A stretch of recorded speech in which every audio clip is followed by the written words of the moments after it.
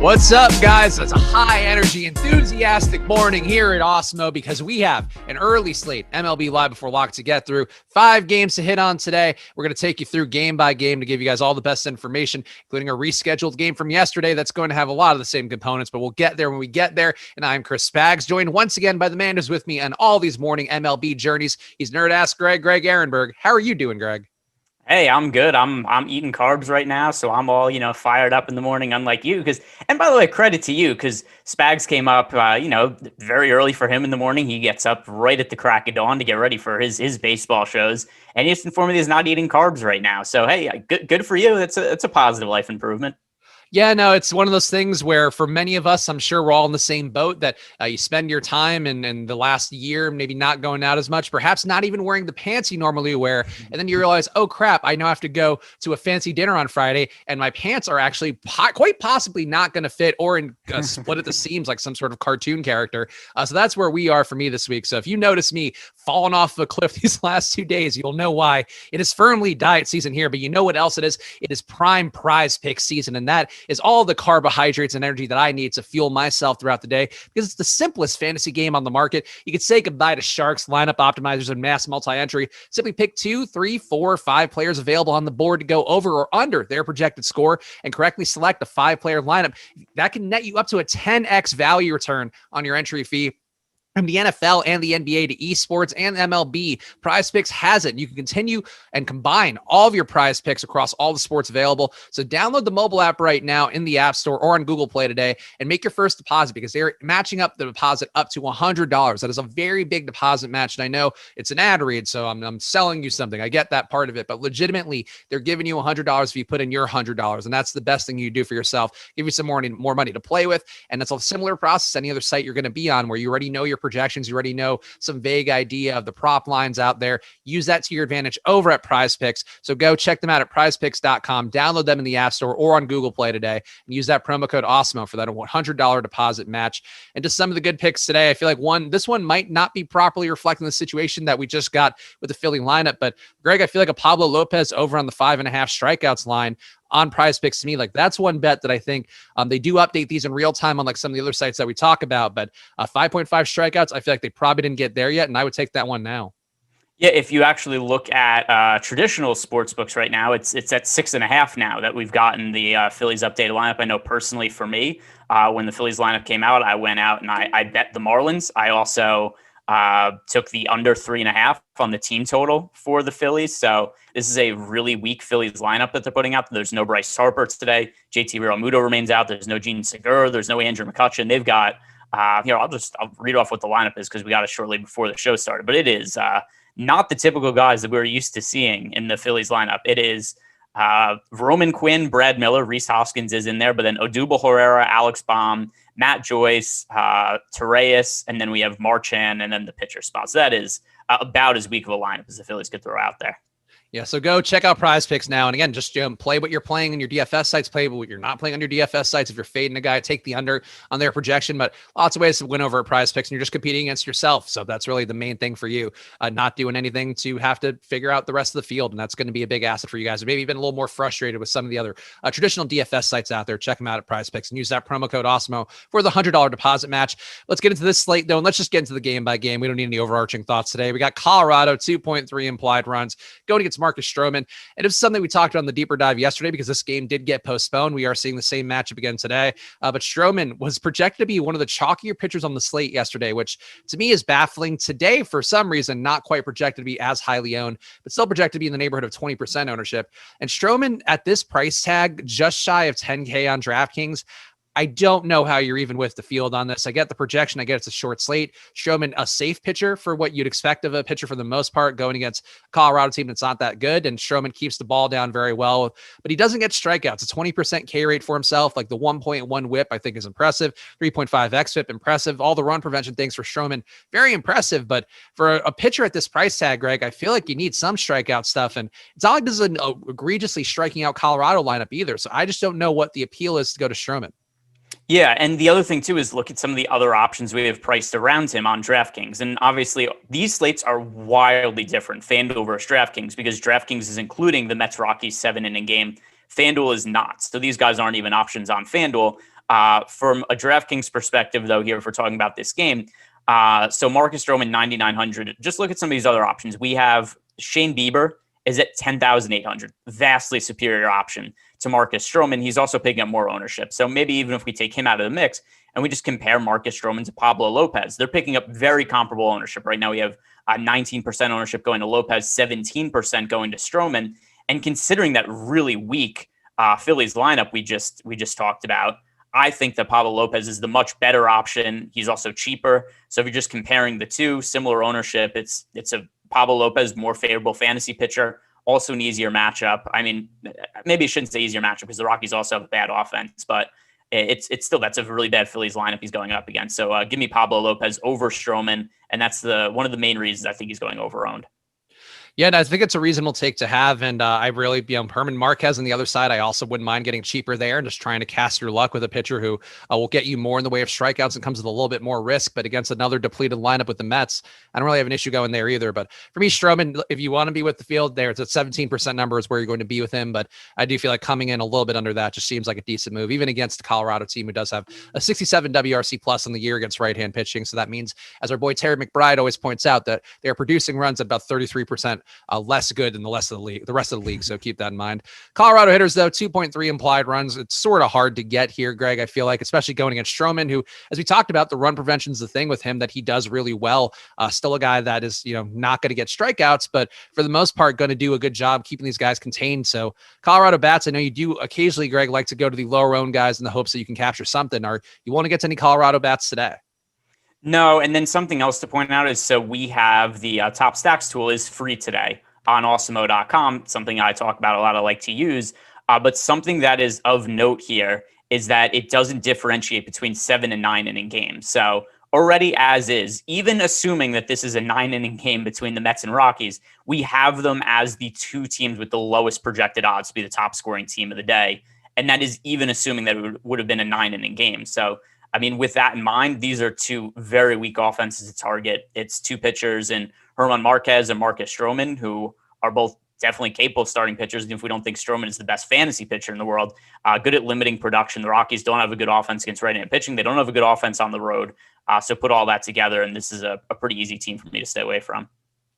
Yeah, I think that's reasonable. And I think that's really how you would just have to view it based on all the data that we have. Still not the most appealing lineups, even with the low ownership. Herman Marquez on the other side, though, does look fairly appealing, will be owned on about half the field on DraftKings today. It looks like strikeout rate for him has been up a little bit this year, up to 23.9% compared to 23.4% since 2019, giving up a little bit less in the way of power, though the walks and hits, I think the walks in particular are taking a jump up to a 1.6 whip this year compared to a 1.3 whip historically. The chase rate down a little too, though. You'd hope that stabilizes a little bit more. I just don't see anything else here that would give me too much concern. Maybe you could argue Mark has been a little bit unlucky this year with a 340 BABIP compared to a historical 310 BABIP for himself. Marquez, I think the main thing for me, Greg, is the price tag still too cheap. It has not been reflective of, I think, the situation yesterday or today. And even on a short slate, or especially on a short slate, this price tag makes him hard to avoid, where I don't know how you don't end up on, close to the field with him, even though he probably does have, I would say, slightly lesser odds of being a top pitcher today than his actual ownership will be. Yeah, so the key here is going to be the price point for me, because, I mean, projections-wise, I don't think there's a massive gap between Stroman and Marquez. In fact, we actually have Marquez projected to be a higher scoring pitcher of the two from a fantasy standpoint. And the Mets have a really weak lineup that they're throwing out today as well. Part of it is because of injuries, and also this is going to be a doubleheader today, so sometimes we'll see wonky lineups. But the Mets lineup today is VR, Lindor, McCann, McKinney, Nito, Drury, Peraza, Maben, and then Stroman in the pitcher spot. So that's a terrible Mets lineup also. It's hard to imagine there's going to be much scoring on either side of this game. So Marquez at a 6,800 price tag. That is a really cheap price for a pitcher who, number one, his numbers are a little inflated because he has to make half his starts at Coors Field. So we could always generally expect him to be pitching a little bit better when he goes on the road. But he's also a guy who has pretty good strikeout stuff, throws very hard. So 6,800, I do think that he's the best value pitcher on the slate. Yeah, I think it's hard to argue it, and the field will also argue that as well. So keep that in mind. And one thing to point out for Marquez too, he has, part of the reason he's been able to survive at Coors and I think should have a good day today, especially. He does keep that ball down well, 5-degree launch angle for himself, not giving up a ton of hard contact either. I think these are things that are going to port out well, as Greg's talking about when he's not playing in his home park, especially. The Mets hitters, as you mentioned, this lineup does look pretty ugly. Jonathan VR projected for a good amount of ownership here. The rest of the Mets, I guess besides James McCann, mostly underowned or mostly unowned, I guess you could say. But this team really doesn't have much going for themselves on the year when they had better hitters, still a 113 ISO against right-hand pitching. This lineup today actually has a better number, I think, overall, but still just less talented guys across the board. When you look just there's names here that Greg read off. I mean, the Tomas Nidos, the Brandon Drurys, the Jose Perazzas, Maben, McKinney, like these are not any world beaters by any stretch. I can see the logic in going here a little bit more than Colorado, though, Greg, just because Marquez, I think, a little more prone to giving up production. And I think, too, with the ownership being that high and my likelihood of having exposure at that level, I would think that going to the Mets is slightly more appealing than going to Colorado's side. Yeah, but it's still relatively unappealing to me. We have a team that's still very low odds being a top stack. Also, there's a 7-inning game, not a 9-inning game. So everybody's going to get, one-ish less at bat for the game. And then also these guys, like the Mets just traded for McKinney. He was somebody who nobody in the league wanted. And the Mets picked him up just because they have so many injuries and they needed somebody to fill a roster spot. And now all of a sudden he's hitting fourth for them in his first game with the Mets. It's such a bad lineup. I mean, the heart of the order here is McKinney, Nido, and Brandon Drury. And then Jose Peraza. It's just all these, they've just built a roster of cast-offs. It's a lineup almost entirely of replacement level players. How many of these guys in the lineup would you even confidently say aren't replacement level? Lindor, that might be it. I guess VR, because of his speed and a little bit of defense, maybe he's above replacement level at this point in his career. But James McCann's been awful. McKinney, Maben, Peraza, Drury, these are just the definition of replacement level players. These are guys who are just veterans that you pick up for nothing on the free agent wire just because you have open roster spots when players get hurt. This is an entirely lineup built on replacement level players. So I'm not going to have interest here. Yeah, I think that's a reasonable way to look at it. And it's a very low implied total. And, the field's getting some ownership. I don't hate the idea of the field getting some ownership, but I feel like this team, I think you're giving them a little bit of a lack of credit because at least these guys being replacement level players, I think the issue with them is that they are all replacement level players. The only guy who's above replacement level is Lindor. But McKinney, McCann, like those guys are basically the generic kind of guys you just pop in and hope that they don't completely kill a lineup. Normally, the issue is that McKinney here is hitting in the 4-hole. Like I think that's the main thing. You don't want your replacement player hitting in the 4-hole for the most part. And that's what the Mets are doing today. So keep that in mind if you are a person trying to stack them heavily because you see that Marquez ownership. Next game up, and guys, hit that like button if you can as well. Subscribe to the channel. We have content going on all day long, as you can tell by the early start to this one. We also have the early morning start to the process show as well for Josh, and everything goes through the end of the day with NBA Live Before Lock, UFC shows, PGA shows. It all goes on here throughout the day. So make sure you are subscribed to the channel and check it out. Philly, 3.2 implied runs going against Pablo Lopez, and that total honestly might be a little higher than it would be normally because of what Greg talked about earlier, this Philly lineup being worse than would have been expected, I think, by anybody's projections. Pablo Lopez has been pretty solid on the year. Round league average, the 23.6% K rate. The 1.2 whip, though, is an improvement. 3.7 xFIP, also an improvement. And he is facing a lineup that does strike out on the year with the 26% K rate against right-hand pitching, though that should be a little bit different today. It could be worse, you would think, with the worst bats in there. But Lopez, Greg, you mentioned him being more appealing for some of the prop betting sites, the PrizePicks of the world. Are you now willing to pay a lot of money for Pablo Lopez today to get, with the field, I guess the 20% ownership number could come up a little bit more here, but a pretty steep price tag for what we know of Pablo Lopez. Yeah, I'm fine with it. Pablo Lopez has actually pitched really well this year, and he's facing just such a weak lineup. I mentioned that I personally am placing some bets on the Marlins today. I have prop bets on Pablo Lopez that I put out there.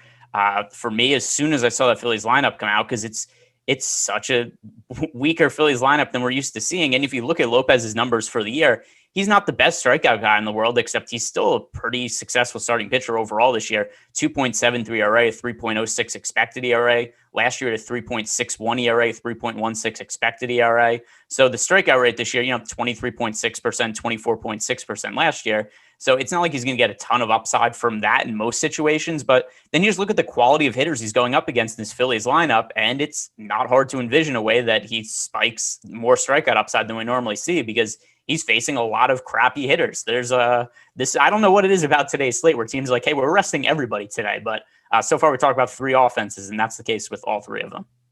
Yeah, I think it's a reasonable way to look at it. And Pablo Lopez, to me, like if you're going to talk about Stroman and playing him, like Pablo Lopez is a better case, I think, of what Stroman is, where a little better strikeout stuff, comparably bad matchup or comparably good matchup rather against a bad team with bad bats or mostly bad bats. In this spot, I think Pablo Lopez would just be the reason that you don't play Stroman really at the price tags. Phillies hitters, though, certainly some potential to get there. I guess the top stacks tool probably is more reflecting a better Philly lineup right now, but did have some probability to get there. And you still have some guys who have some pop. Brad Miller in the 2-hole, not quite terrible. The 250 ISO against right-hand pitching, 130 WRC plus, actually a legitimately good number. Reese Hoskins is much better against lefties, but still a very competent hitter with a 210 ISO, 101 WRC plus against righties. And then some of the guys at the bottom of the order, I have to say, Torres and Marchand have shown some ability to get production in very limited sample sizes here, though. You'd expect these numbers to come down. Marchand has a 193 WRC plus against right-hand pitching over all his appearances, all 15 of his at-bats, but he has shown something in that limited sample size. So how are you handling the Philly hitters? Are you getting any at all, Greg? Because it seems like you're particularly down on them. Yeah, I mean, I'm down on them for DFS. I'm down on them for betting purposes. I much prefer the Philly side of the game, which, I mean, it's hard to have a lot of confidence in their offense either, because we're going to talk about them in a second. They are also resting guys today, but this is another spot. I think it's just going to be an overall really low-scoring game. By the way, I was just bringing up a couple of different sportsbook numbers, because earlier in the day, the total for this game was 7.5. Now it's under 7, and there's juice on the under. So I think by the time this game locks, we could actually see a 6.5 run total in this game. So it's dipping really hard as people are betting it because of these lineups that have come out. So I think that these are going to be two offenses, once again, that I don't have a lot of interest in. I'm not an outright fade maybe on the Phillies, but I'm going to have very limited exposure to them. The other side, we have Spencer Howard pitching for Philadelphia, 3.9 implied runs against him for the Miami hitters. And Howard has faced 36 batters this year, 149 since last year. The numbers have not been good, though. Strikeout rate from the very limited sample size of this year has shown some signs of improvement, up to a 36% K rate. Going back to last year, though, a 24% K rate, and a guy who's been hit pretty hard as well. Again, up a 1.7 whip, just shy of a 5 xFIP, and a 282 batting average. But Howard, I feel like you see the numbers for this year, and he does sort of jump out as somebody who's missing bats decently well. He's facing a Miami team that's not the most impressive either, with a 26% K rate, a little bit above that. Gets right-hand pitching on the year. I could justify a little exposure to Howard as an opener here if the price tag works. I don't really know what you're paying up for, but I feel like as a theoretical play, I do think that if you got some Howard, it wouldn't be the worst thing in the world. But Greg, he's basically pitching like an opener, I think, for the most part, at least on the year. So the expectation, maybe those numbers get up a little bit more here. But would you play any Howard just for the price tag discount? No, just because there's other pitchers on the slate that I think are viable for cheap. And then also that we have somebody like, Shane Bieber on DraftKings, who's frankly underpriced for what he really should be in this kind of matchup. So I don't really think there's any need to save that kind of salary. Also, I don't, like you said, I don't know what we'd be, what are we paying up for here with Spencer Howard at 5,500? If you look at his numbers for the year, number one, he hasn't even pitched well in the limited innings he's been on the mound. So we haven't seen him go deeper than 3 innings, I don't think, in a start this season. No, we haven't. The deepest he's gone into a game has been 3 innings, and he's never scored double-digit fantasy points all year. So the only way that I'd be going to somebody like this is if it was like a 2 or 3 game slate and the other pitching options were just totally terrible. But we have so many weak lineups that are being thrown out at this point. There's a lot of good pitching options. So Spencer Howard, not somebody I want to get to. Yeah, just to push back a little bit, and I'm not going to die on the hill of defending Spencer Howard, but I do see a team that has a low on-base percentage. Spencer Howard's struggling a lot more with walks and has missed bats pretty well this year, and velocity's up as well, just over, actually significantly over 95 miles per hour, 95.3 miles per hour. So I do think that in some of these matchups, if he does start to pitch a little bit deeper, he could be useful. But yeah, I don't know what you're paying up for, but I think Spencer Howard, normally is a play that Awesemo talks about a good amount of the deeper dives. So that's probably why I'm gravitating a little more. But cheap guy who's shown some strikeout ability. There's some pathways for him to be useful today, but not worth a lot more than the field's 1% expected exposure here. Miami hitters on the other side can take advantage, though. As I mentioned, they don't get on base very well. They also have a really poor ISO on the year against righties, a 125 ISO. It's aggregate ISO for the lineup today, a 118 ISO there. So really not a lot of power going their way, but decent run total. And I guess that's sort of the main thing you could say for him, Greg, on this slate where there are really not a lot of good implied run totals at all. Are you getting Miami batters? Because they actually seem kind of chalky relative to what you would think of Miami. Also, by the way, I'm going to point this out because it just came through. We do have a projection update from 21 seconds ago. So some people were asking about if it was updated for the latest lineups. It is now. So look through some of those in a second. But anyway, to answer your question about the Marlins batters, in general, I don't think this is the best team to go to. But with that said, they're the best team to go to of the four we have talked about so far. So I prefer them to the Phillies. I prefer them to the Mets and Rockies. And ultimately, this is a 4-game slate on FanDuel. It's a 5-game slate on DraftKings. At a certain point, I can't fade every single team, or I can't say I'm going underweight to everybody. So the Marlins are one of the teams that at least I'm going to have in my player pool at some extent. And I don't feel quite the same way about the other teams we've talked about. Any hitters for Miami jump out? If like Duvall, people are mentioning in the chat, he does pop up with some power. He's really the only guy who has any meaningful power. So really the only guy with an above league average ISO in this entire lineup. It is an ugly lineup to look at it now. But still, that's the one guy that jumps out to me, Greg. Corey Dickerson, the price tag, pretty lofty for him, but still a guy who's gotten pretty decent results over the years. And does have the lefty-righty match at least to start the game. So don't mind that either. But any Miami hitters seem like, I would say, a priority, or at least a priority relative to their Marlins teammates. I don't know if priority is the right word, but like Magnus Sierra, I think is a good enough value play leading off, nearly min price on DraftKings, and also picking up about 10% ownership. I'm not sure what the ownership is yet on Lewin Diaz because we don't have one. Although maybe we do now that we just got a data update, but he's somebody who's hitting fifth. He's also nearly min price and wasn't picking up ownership before. So let me just run over and see if we have that yet. Have you checked to see if we have? Updates? For some reason, Diaz and Sandy Leon didn't make the cut in the projections, but yeah. Let's see. Leon. All right. Well, I'm just going to assume there's not that much ownership going to Diaz, and he's nearly min price on DraftKings. So to me, I think that it makes sense to get to him. Let's get to the next game here. We got the Cubs getting 4 implied runs against Tyler Anderson. Tyler Anderson, another guy who's looked improved this year, up to a 24% K rate for himself compared to a 19.8% K rate since 2019. The swing and strike numbers are 12.7% swing strike rate compared to 11.2%. So that is in line then with why he's getting more strikeouts. The xFIP too down in a noteworthy way to a 4 xFIP. It's not a great number, but a slate like this one from a guy who used to be a 5 xFIP, though was I think pitching in Colorado for most of the sample size, still not going to be a little bit easier to not do that every day. But the numbers look improved enough for Tyler Anderson, where another guy, to me, if you're playing Stroman, I would probably consider playing Tyler Anderson a little bit more. Tougher matchup, but face at a Cubs team that struck out 27% of the time against left-hand pitching, and Anderson's pitching just shy of 6 innings per appearance. So like Anderson, not a great pitcher on a normal slate, but on a day like today, he does kind of stick out to me as a volatile play, but one that I think is useful. I don't know if useful is the right word. I don't think that I think that if you absolutely need to play him and he fits into your last spot, that's okay, except he's still a guy who hasn't had a whole great deal of success. His numbers for the year, 4.73 ERA, a 4.46 expected ERA. Last year, 4.37 ERA, 4.83 expected ERA. And also throughout his career, he's never been a high strikeout guy. His numbers this year, he's a career high 23.8% strikeout rate, but last year was only a 15.8% strikeout rate. So to me, he's more of he's not even a high floor pitcher. He's a pitcher with very low ceiling for sure. And maybe we'll say moderate floor, low ceiling. And to me, that's generally not something I have all that much interest in. That end, on the other side of the game, I think we finally have an offense that's worth targeting. Okay, that's reasonable. I am a little more on the side of Tyler Anderson because I think it's a short slate, and I would say too the park factor is going to benefit him. Not the hottest day either. The wind seems to be reasonable as well. It is a pretty good implied total relative to this slate with the 4 implied runs going against him. But for me on a short slate, I don't mind taking more stabs on guys like Tyler Anderson. And I think he's been notably improved enough where if you filed him away as a guy just to never play before, I think the situation's a little better. But I understand Greg's apprehension because the Cubs do look pretty decent here, and they will also be pretty highly owned, at least for the top 2 here. Higher projected ownership for Wilson Contreras, high projected ownership for Chris Bryant. And I do think, if Anderson survives those 2 guys, the lineup does drop off a cliff. You have guys like Rafael Ortega, who has had not a big sample size, but a negative 68 WRC plus so far in his 12 at-bats. Patrick Wisdom has not been good for a while, but continues to be not good with a negative 35 WRC plus. Kyle Hendricks, also a terrible hitter as a pitcher with a negative 75 WRC plus. So the bottom of the order here, not very good, Greg, but the top of the order certainly looks about as good as anywhere you'll find, with Chris Bryant in particular, a guy who I think most of us know at this point has obliterated lefties for a very long period of time now.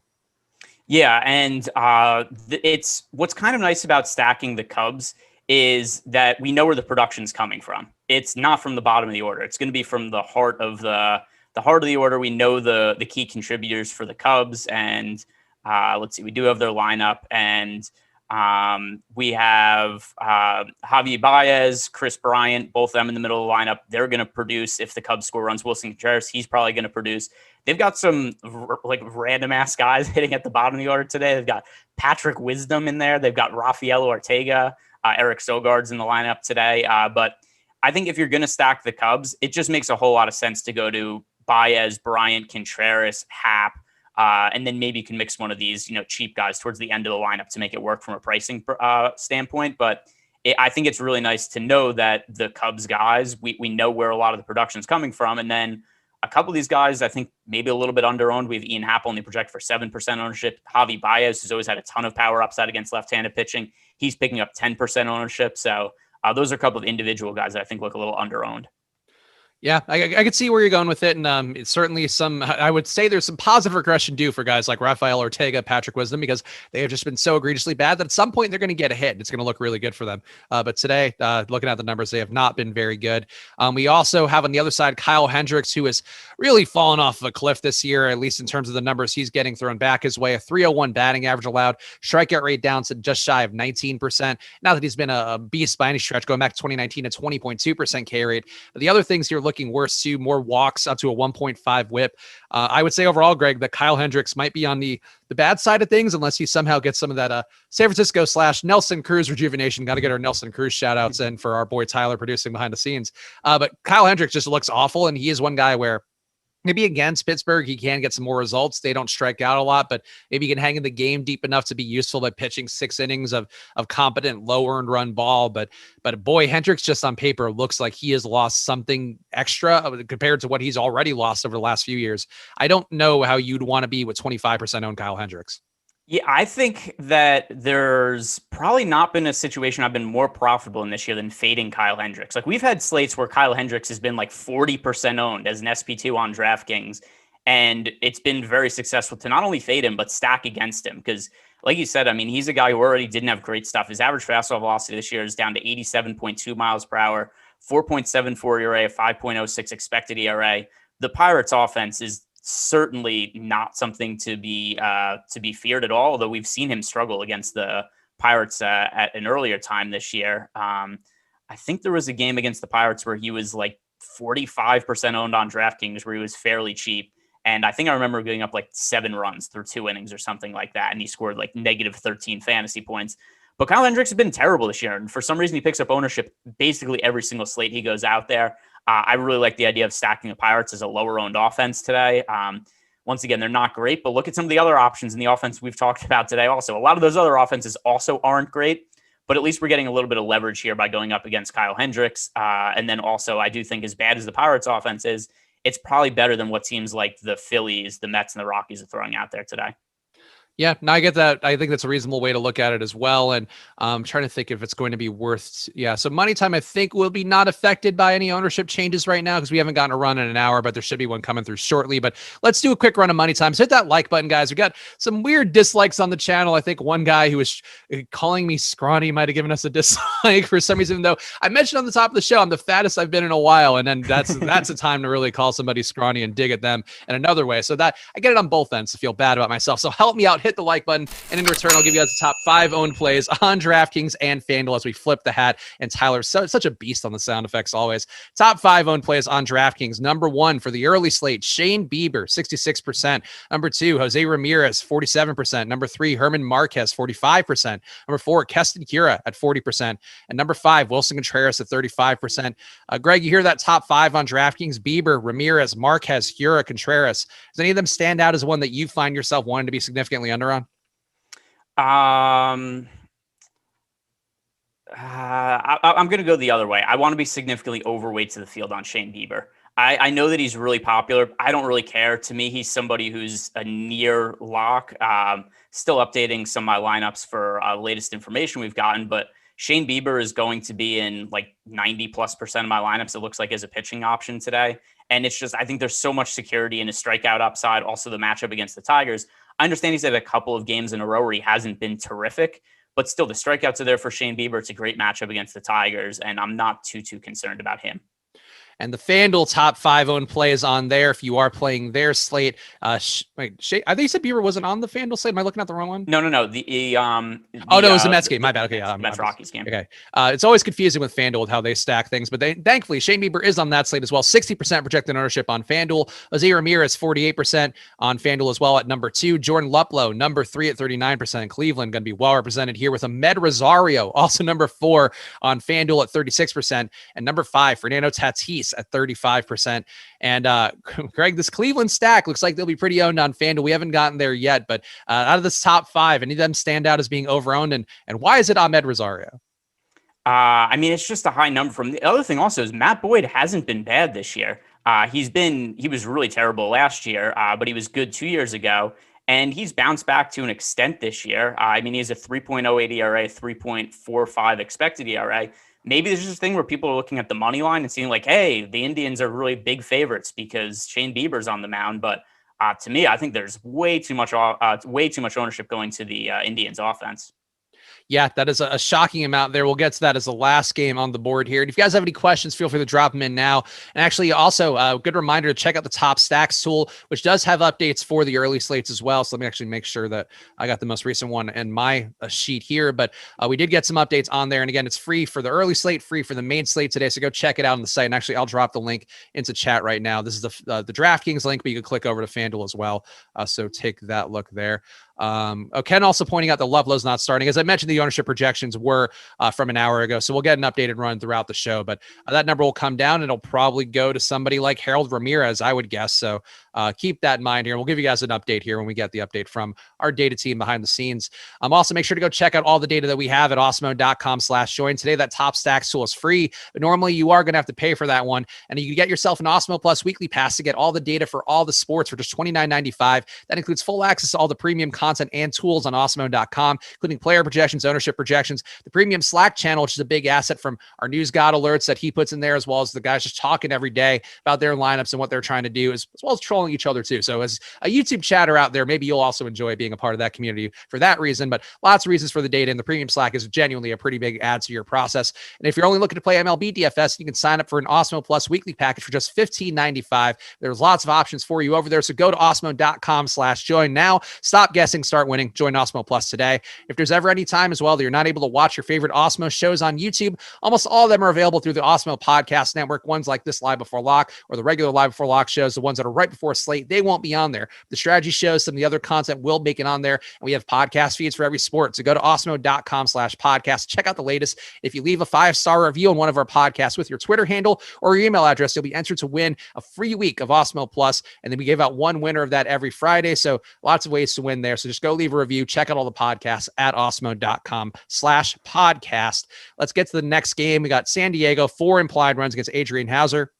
And Hauser, another guy with a steep price tag today, who really doesn't seem to deserve it. A 20.4% K rate for himself on the year, which is down from an already under league average 22.3% K rate since 2019. He's facing a San Diego lineup today that only strikes out at a 20.7% clip against right-hand pitching. And Hauser's stuff has really not been good at all this year. 7% swing strike rate's down as well. Chase rate down a little bit in addition to that. Velocity down about half a mile too, it looks like. So everything looking kind of bad for Hauser, Greg. And again, another guy who's going to be unknown. So maybe there's some sort of GPP potential for him to have an outlier day. But really, if you look at the raw numbers here, I don't see any reason on paper that looks like a good logical point to go to Adrian Hauser today. Yeah, and also oddly expensive price on DraftKings, like $8,700 for a guy who sucks and doesn't work all that deep into games. It's pretty strange. The other thing about Hauser is he's never been a guy who's a traditional starter. He's relatively limited pitch counts. He did go 91 pitches last start, but the start before that he went 65. And one of the other reasons also we've seen his velocity down a little bit this year from last year is he was an opener last year to where he had a lot of outings where he only went 1 or 2 innings. So just that even if they aren't always throwing him, he hasn't thrown 100 plus pitches in any single start this year. He's also never worked deeper than, let's see, I don't think he's gone 6 innings a couple times, but generally we're getting 3 to 5 innings out of Adrian Hauser. But last year was somebody who was only pitching, 2 or 3 innings. And just the fact that he's working a little bit deeper into games, even if it's not super deep, it's reasonable to expect he's going to have a velocity dip. So considering how bad some of the other offense have been that we've talked about today, and also how much success Hauser hasn't had, how bad he's been, I think the Padres are the team that I want to stack up the most today. The Padres ownership does look like it'll be pretty lofty. We'll have over 20% ownership for guys like Tommy Pham, Jake Cronenworth, Fernando Tatis, and as well as Jurickson Profar on DraftKings, it looks like. And some of these guys seem to still not be in the updated ownership. Well, let me refresh to make sure I got that right. But still a lot of ownership going to these guys, Greg. And it is a spot for Hauser where he's gotten hit pretty hard. But the one thing, part of the reason that he has a slow xFIP, a 3.8 xFIP for himself, is he's just a 20% fly ball rate, a low launch angle for himself. So he's keeping the ball down. And I guess at this much ownership, Greg, you mentioned liking the Padres a lot, but is there anything you would do to get different here? Are you cutting your ownership to them a little bit relative to the field? Because I know you normally don't like to play the chalk stacks, and I know you do believe that Hauser stinks, but there's a lot of ownership going to a team going against the guy who does have some skills in terms of run prevention. Yeah, so one thing that's going to once again make this a little interesting is we just got we just got the Padres lineup a few minutes ago. And there are some names in here hitting in spots that we wouldn't normally expect. So, I mean, we have, Ha-Sung Kim is in the lineup today. Brian O'Grady's in the lineup at a really cheap price. He's actually hitting 6 for them. So I don't know how much ownership those individual guys are picking up, but right now it looks like those guys might not be all that popular. Manny Machado was somebody who we did have picking up some ownership. He's not in the lineup today. So Jurickson Profar now heading towards the top of the order. Him at 16%. I think that's not an unreasonable guy to get overweight to the field on. And then I'm curious to see like Ha-Sung Kim, Brian O'Grady, what their ownership projections end up being. Ha-Sung Kim has hit much better as of late than he did earlier in the season. And we've talked about Ha-Sung Kim before. I have my KBO biases, and Ha-Sung Kim was the best player in the Korean Baseball League last year. And if you look at his numbers over his last handful of starts, much better player than he was earlier in the season, where we really struggled to acclimate. But here's his recent box scores, DraftKings points: 14, 11, 7, 5, 12, 7, 12, one hitless game, then 14, 8. But if you look at, the last 2-3 weeks now for Ha-Sung Kim, he's somebody who's averaging right around 10 DraftKings points per game. And I mean, even though he's hitting towards the bottom of the order, he is cheap. And this is one of the teams with one of the better matchups on the slate. So Ha-Sung Kim, to me, I would be surprised if he picks up that much ownership. And I'm kind of bullish on him. Are you willing to go to Profar at that much ownership? Because he's the one guy that does jump out to me. Like Tommy Pham, I get it with the price tag, the leadoff spot. Like I could see why he'd be over 20% owned, even though the results have not been there. Really, I think since his injury or wherever. It was a strip club injury, I think, right, for Tommy Pham, if I'm remembering correctly. I believe you are correct. He broke his arm and there was some sort of weird, I don't know. I don't even remember what that was, but yeah, he was in some sort of a strip club mix-up that led to him getting stabbed. Oh, that's what it was. He got stabbed in a strip club. That was okay. Yeah, that was He got stabbed in a strip club, which catastrophic injuries and stabbing, and he sued the strip club too. And hopefully that went well for him. That's yeah. I mean, listen. I mean, who among us hasn't? But I mean, listen. This is just regular dust up. You usually, I mean, listen. If you've ever been to, let's say, Cleveland, right? It's uncommon to see a dancer without some sort of bullet wounds or stab wounds. So I mean, this is common stuff. But yeah, Tommy Pham, he has hit, I think, a little bit better recently. He actually has 6 games in a row with double-digit DraftKings points, and he's also on an extended on-base streak. So Tommy Pham, it does look like he's recovered from the stabbing incident, and his production is picking up.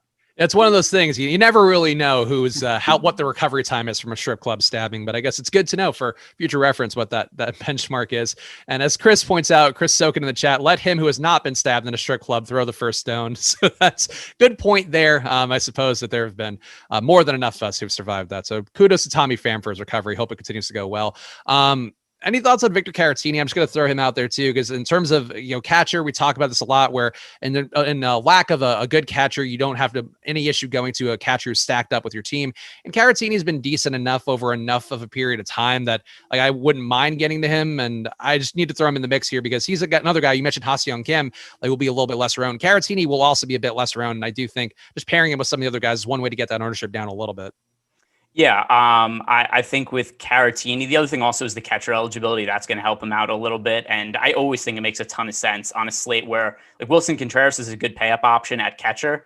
But if he doesn't have a big game, which isn't that unreasonable to expect, then basically, I think it makes sense to play any catcher just in the context of a team stack on DraftKings. FanDuel is different. Generally, don't need to play catchers. There's not one I would consider other than Contreras on this slate. But for DraftKings purposes, I think just the positionality makes Caratini viable.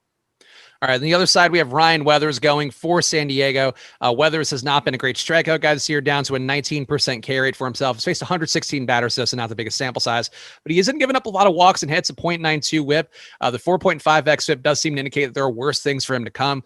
Not missing bats very well either, with an 8.3% swing strike rate, a 25% chase rate for himself. And Weathers at his price tag, like I think the price tag is really the thing that could sort of get you there a little bit. Facing a team in Milwaukee who does strike out at a 27.6% clip against left-hand pitching on the year and hasn't put up the best results in terms of power or WRC plus. But still, Weathers, I know I'm a little more into these guys than you are, Greg. Low ownership, I think it's sort of logical to get a little bit here, but I feel like you might not be as bullish on playing any Weathers. So you tell me how you're feeling.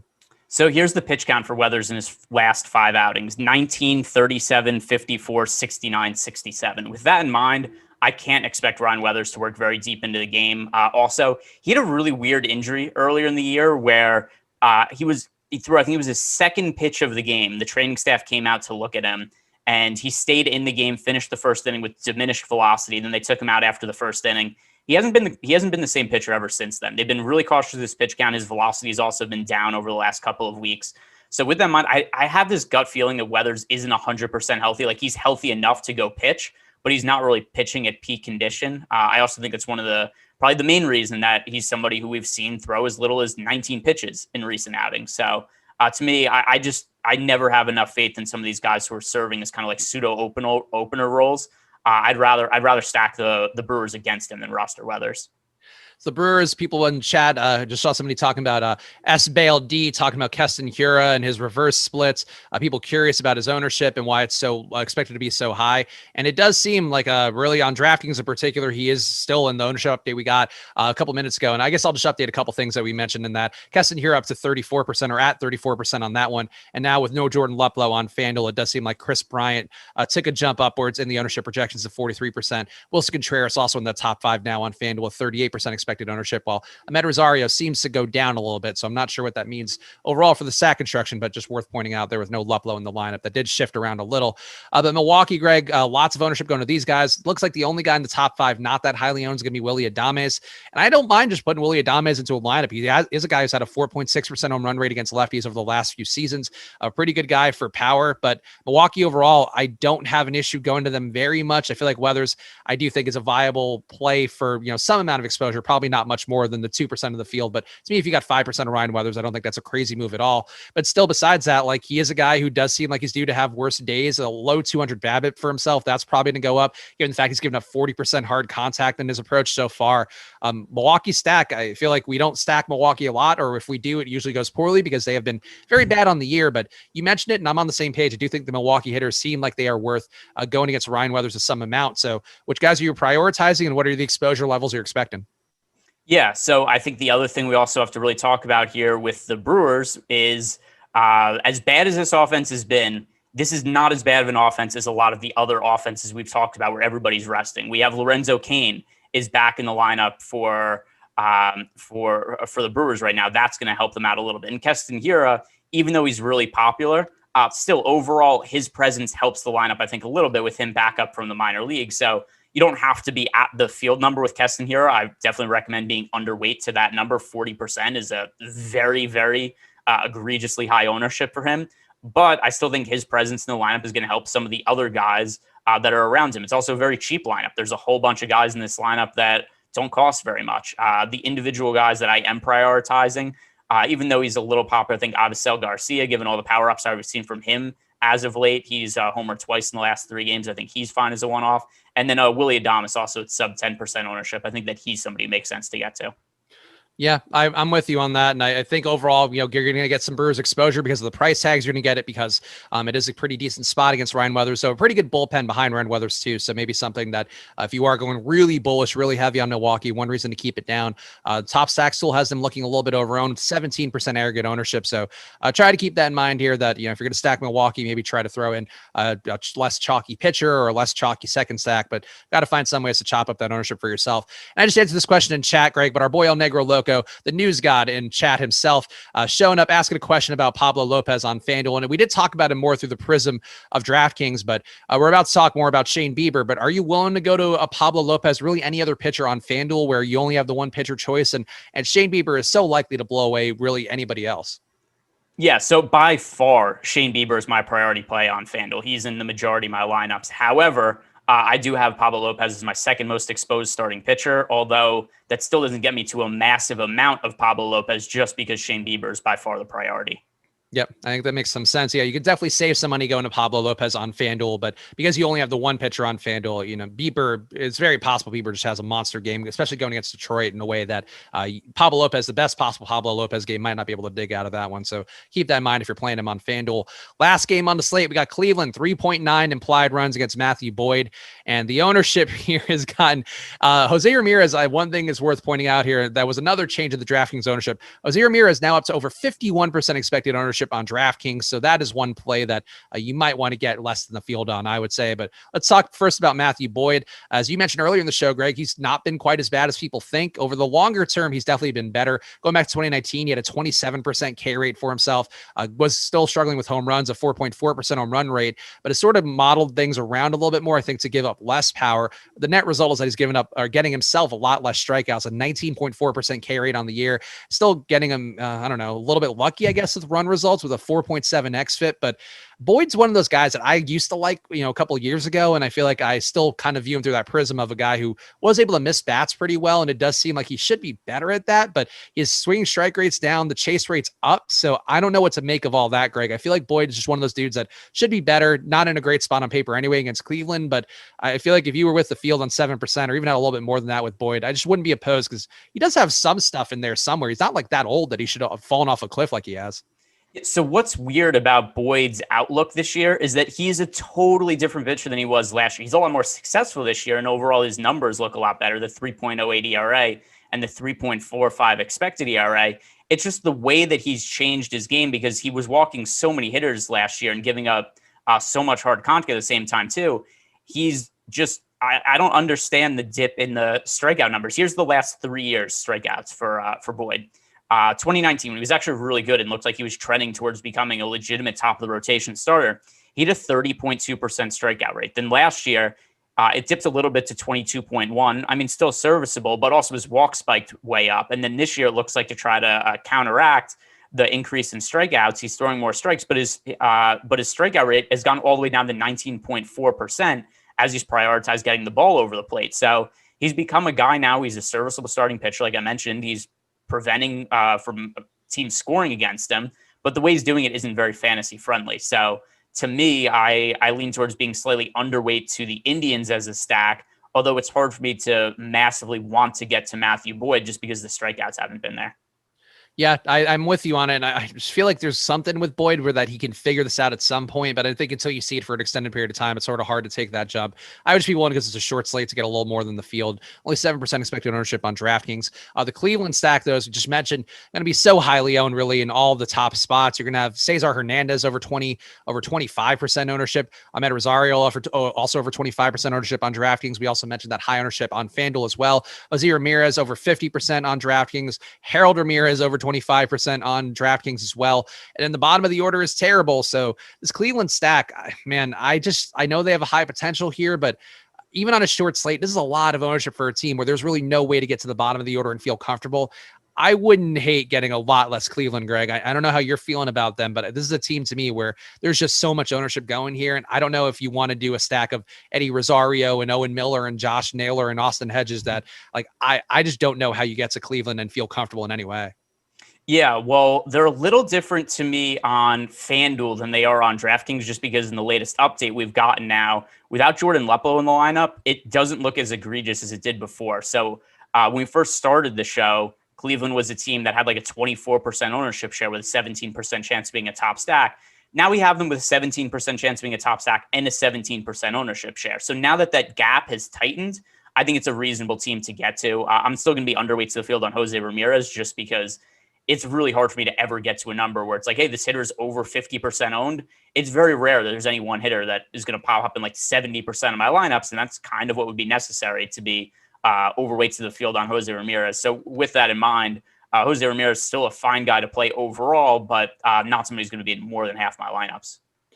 Yeah, I get where you're going with it. And I think that's sort of something where that ownership product, something important to watch here with the ownership projections that we talk about throughout the show, where if the numbers get a little bit lower, you can sort of justify these guys more.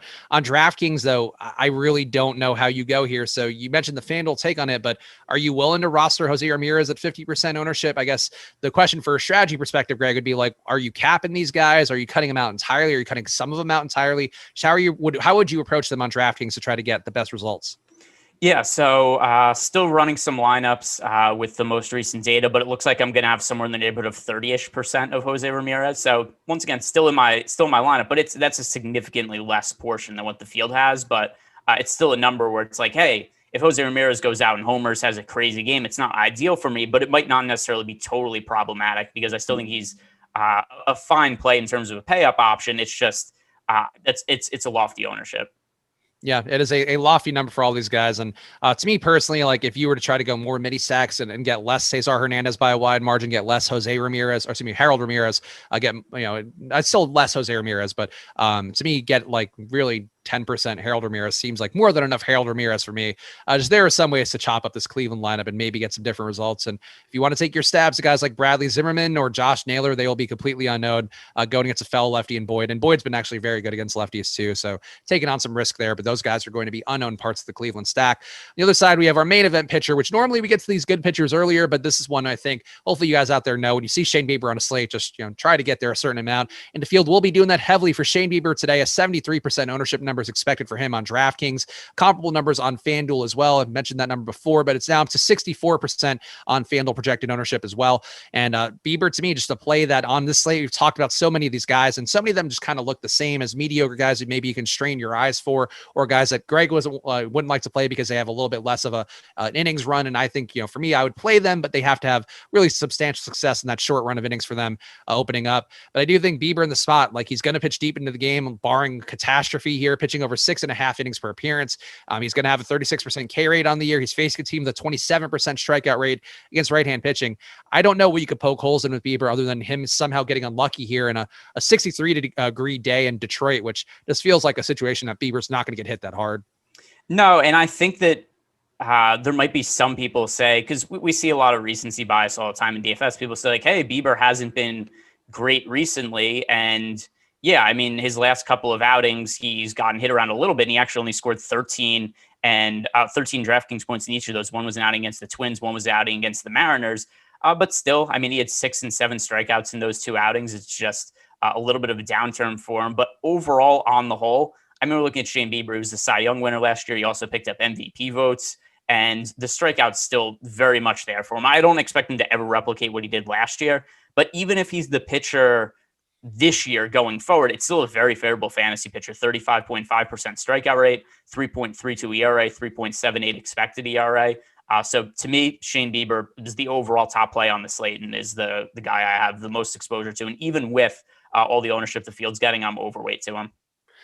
Brian Hearn in the YouTube chat saying Bieber hasn't been himself lately, coming from a huge Indians fan, tread lightly. And I certainly get stuff like that. Like I think actually our guy Aton has mentioned Joel Embiid. A lot of Philadelphia people have mentioned Joel Embiid and go like, oh, he hasn't looked himself lately. And that has borne itself out with fantasy performance. Obviously a different sport, but I have no issue with people talking about their eye test and all that. But the issue for me really with, going with your eye test results is that he's facing Detroit. And I think this is something where, hey, if he's facing the Yankees or, one like Boston right now, if he's facing one of those teams, I can get going, Bieber hasn't looked himself lately. I don't know he's going to get results against this really tough team.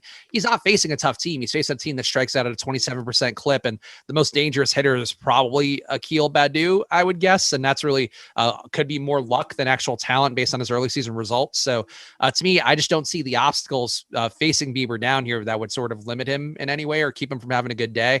And Bieber too, just one of those guys who keeps the ball down a little better than some of the other stud pitchers out there. Only a 10.5-degree launch angle for him, so that's closer to a ground ball than a home run. So I don't know. I don't see enough wrong with Bieber to have any concern. And I guess the question to cap it off, Greg, would be ownership wise, what number are you getting to? Because the field's going to be there 75%, and I have no issue getting to 75 or 80 with Bieber. Yeah, I'm right around 90 right now, and no issue with that. Even trying to change some of these players and fudge around with them and be like, hey, I want to get to more Pablo Lopez and bumping up his projection, giving him, the thumbs up in Fantasy Cruncher. It's still Shane Bieber is optimal by such a wide margin. So yeah, he's going to be in right around 90% of my lineups. Just for hedge purposes, I do have a few Tiger stacks. So actually I have more interest in the Tigers than a team like the Phillies or the Rockies or the Mets today. But that's really just for leverage purposes and the fact they're 1% owned. But Shane Bieber, I'm 90% of my lineups play him. If you're playing one lineup, play Shane Bieber in that lineup. If you're playing three lineups, play Shane Bieber in all three of them. If you're playing 20 lineups, then I think you'd start considering going like 19 out of 20 Bieber. And Detroit on the other side, any interest in them at all? They are certainly leverage against a highly owned arm, but I just don't see any way here. They're getting on base at a 298 clip, 146 ISO against right-hand pitching. In this lineup today too, not really any better in any meaningful way. I actually have them striking out a little bit more, even though they do have slightly better WRC plus, the 92 WRC plus compared to the 88 WRC plus they've had on the year. But Detroit, Greg, you willing to get there at all? Like I said, only for leverage purposes. And I do think that just because of the ownership, they are a better play than a team like the Phillies going up against Pablo Lopez, because the Phillies are actually pick up ownership. I think it's better to stack them than stack the Mets or stack the Rockies, but still very limited amounts of them for me. All right. And we got about 2 minutes left here. So guys, hit that like button if you can. We appreciate the support a bunch here. We'll be back later today for the MLB Deeper Dive. That show today is going to have Aton alongside Alex and Gundacker taking you through the main slate. So tune into that coming up in about 3 hours here on the channel. And I guess let's close it out with the home run pick, because honestly, I'm running pretty good with my home run picks recently. Got Rafael Devers right yesterday. Had one earlier in the week too. So I'm feeling strong about it, Greg. And I feel like when I'm running hot, I got to make sure to get the bits in. So please, Greg, you give me your home run pick first. All right, I'm going to go with Javi Baez going up against Tyler Anderson today. I think that the middle of that Cubs lineup is pretty appealing to me. Javi Baez, Chris Bryant, Wilson Contreras. I think those are all pretty good guys to get to, and at least relative to the smaller slate, not a massive amount of ownership going to them. So give me Javi Baez.